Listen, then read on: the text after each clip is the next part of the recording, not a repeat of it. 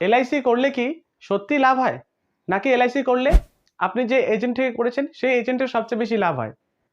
দেখবেন অনেকে বলে থাকেন যে ব্যাংকে টাকা রাখা অনেকটা ভালো, আবার অনেকে বলে থাকেন যে এলআইসি যদি না থাকে আপনার কাছে তাহলে আপনার ভবিষ্যৎ সুরক্ষিত নয়।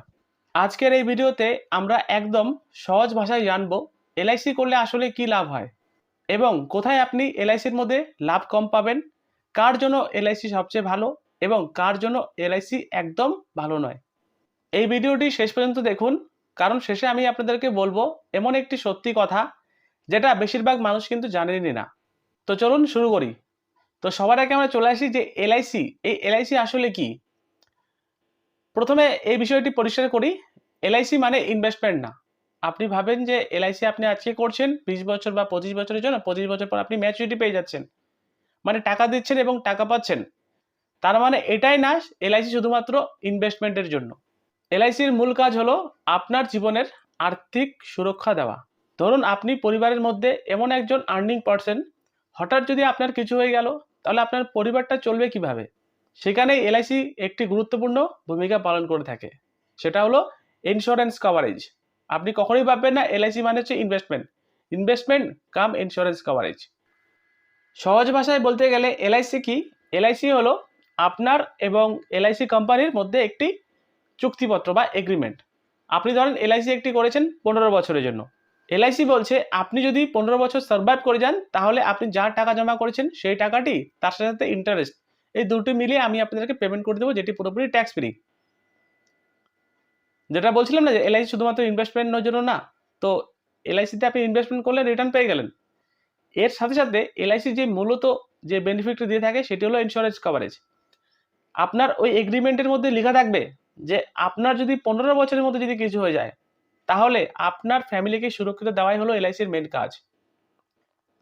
তাই এলআইসি হলো একটি লিগ্যাল কন্ট্রাক্ট, যেখানটায় আপনাকে এলআইসি বলছে আপনি যদি সার্ভাইভ করে যান এত টাকা পাবেন, এবং আপনার যদি কিছু হয়ে যায় তাহলে আপনার অবর্তমানে আপনার যে নমিনি থাকবে সেই নমিনিকে আপনার ইন্স্যুরেন্সের কভারেজের অ্যামাউন্টটি দেওয়া হবে আর্থিক সুরক্ষিত দেওয়ার জন্য। তাই এলআইসির মূল কাজ হলো ইন্স্যুরেন্স কভারেজ, এর সাথে সাথে রিটার্ন। দেখবেন এলআইসির অনেক প্ল্যানে কম টাকায় বড় কভার পাওয়া যায়, যেটা পরিবারের জন্য ফিনান্সিয়াল ব্যাকআপ তৈরি করতে অনেকটা সাহায্য করে। যেমন এলআইসির টার্ম প্ল্যানগুলো, রাইট, যেখানে আপনারা শুধুমাত্র কম প্রিমিয়ামে 1 কোটি 2 কোটি টাকার টার্ম ইন্স্যুরেন্স কভারেজও নিতে পারবেন। হয়তো এখন আপনি ভাবছেন যে এলআইসিটি যে আমি করব, এই এলআইসির মধ্যে কোথায় লাভ পাবো বা কোথায় বেনিফিটটি পাবো।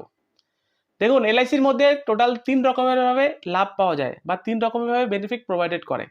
একটি হলো ইন্স্যুরেন্স কভারেজ বা লাইফ কভার।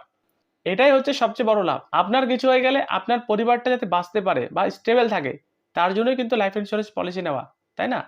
যেমন আপনি প্রতি মাসে 2000 টাকা প্রিমিয়াম দিয়ে 10 থেকে 20 লক্ষ টাকার পর্যন্ত কভারেজ পেয়ে যাবেন এলআইসির নর্মাল যে কোনো প্ল্যানের মধ্যে। কিন্তু আপনি যদি এলআইসির টার্ম ইন্স্যুরেন্স পলিসি যদি নিবেশ করেন তাহলে আপনি কিন্তু এখানে 500 টাকা 600 টাকা প্রতি মাসে প্রিমিয়াম দিয়ে 1 কোটি টাকা বা 50 লাখ টাকার কভারেজও পেয়ে যাবেন। তো দেখুন এলআইসির সর্বপ্রথম যে লাভটি হলো সেটি হলো লাইফ কভার বা ইন্স্যুরেন্স কভারেজ।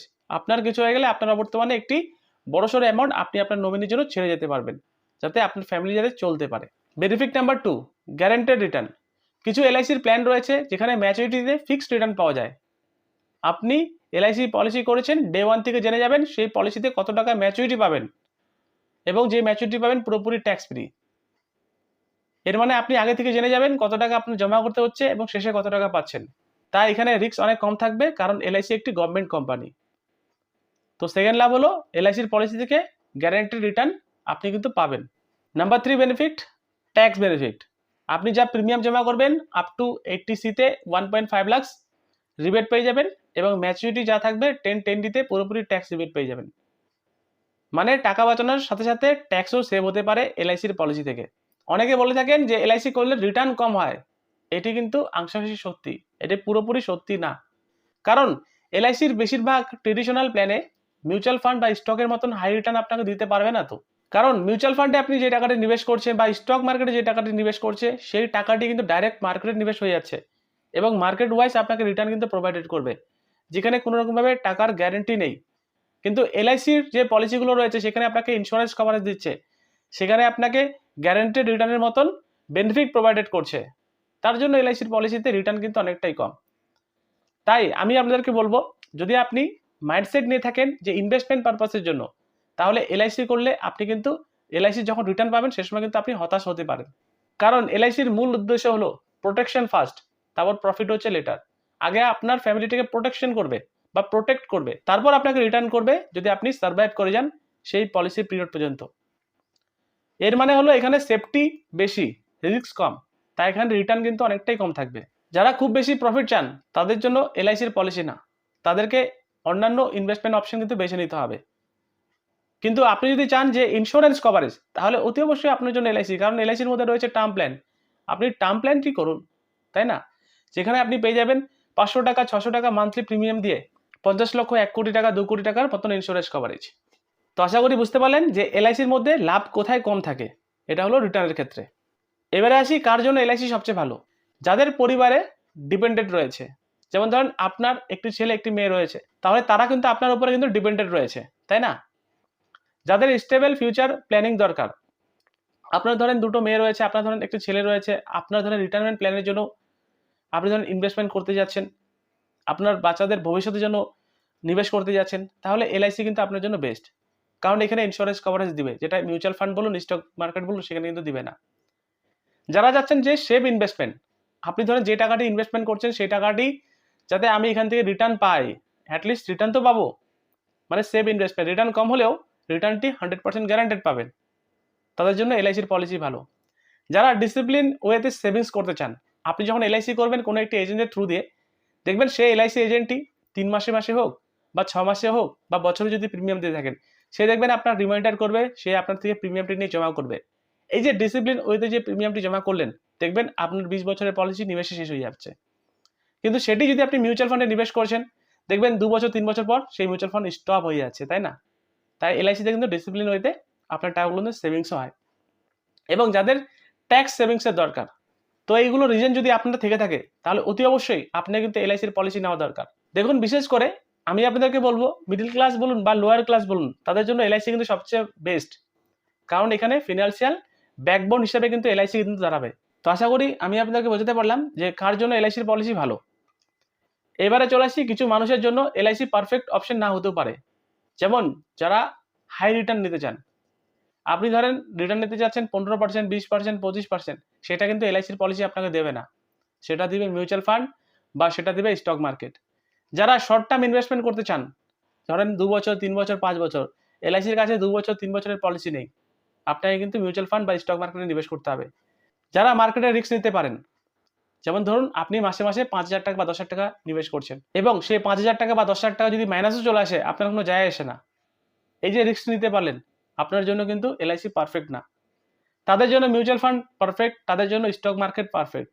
একটি রিয়েল এক্সাম্পল দিয়ে বোঝানোর চেষ্টা করি যে এলআইসি আদৌ ভালো কি খারাপ।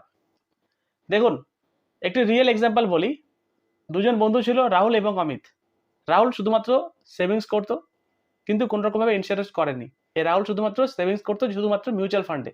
অন্যদিকে অমিত এলআইসির একটি পলিসি নিয়েছিলেন এবং হঠাৎ করে অমিতের অ্যাক্সিডেন্ট হয়ে যায় এবং তার পরিবার এলআইসি থেকে একটি বড় রকমের ফিনান্সিয়াল সাপোর্ট পায়। আর এটা থেকে বোঝা যায় যে এলআইসি আসলে শুধুমাত্র ভ্যালু বা রিটার্ন দেওয়ার জন্য না, এলআইসি রাইট টাইম সাপোর্টের জন্য হচ্ছে সবচেয়ে বেশি ইম্পর্টেন্ট।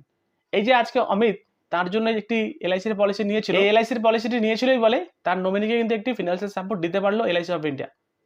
কিন্তু অন্যদিকে দেখুন, এই যে রাহুল, সে শুধুমাত্র ইনভেস্টমেন্ট করেছিল, তার কোনো ইন্স্যুরেন্স কভারেজ নেই। যদি আজকে এই রাহুলের যদি কিছু হয়ে যেত, তাহলে এর ফ্যামিলিটা কি হতো, তাই না? এটা থেকে বোঝা যাচ্ছে যে আপনাকে অতি অবশ্যই ইনভেস্টমেন্ট করতেই হবে, এর সাথে সাথে ইন্স্যুরেন্স কিন্তু অতি অবশ্যই দরকার। ইন্স্যুরেন্স করার পর আপনি ইনভেস্টমেন্ট করুন, তাহলে আপনার দুটোই ফুলফিল হয়ে যাবে। তাহলে এলআইসি করলে সত্যি কি লাভ হয়? এর প্রশ্নের উত্তর হলো হ্যাঁ, লাভ হবে, কিন্তু সেই লাভ শুধুমাত্র টাকার রিটার্ন দিয়ে পরিমাপ করা যাবে না। এলআইসি মানে সিকিউরিটি, এলআইসি মানে সেভিংস, এলআইসি মানে ফ্যামিলি প্রোটেকশন। আপনার মত অনুসারে এলআইসি ভালো নাকি অন্যান্য ইনভেস্টমেন্ট ভালো? আপনার একটি ইন্স্যুরেন্স কভারেজ থাকা ভালো না ডাইরেক্ট ইনভেস্টমেন্ট করা ভালো? কমেন্টে অবশ্যই জানাবেন এবং ভিডিওটি ভালো লাগলে লাইক করবেন, শেয়ার করবেন এবং সাবস্ক্রাইব করতে ভুলবেন না। তো ধরুন দেখতে থাকুন বেঙ্গলি টেক। ধন্যবাদ, নমস্কার।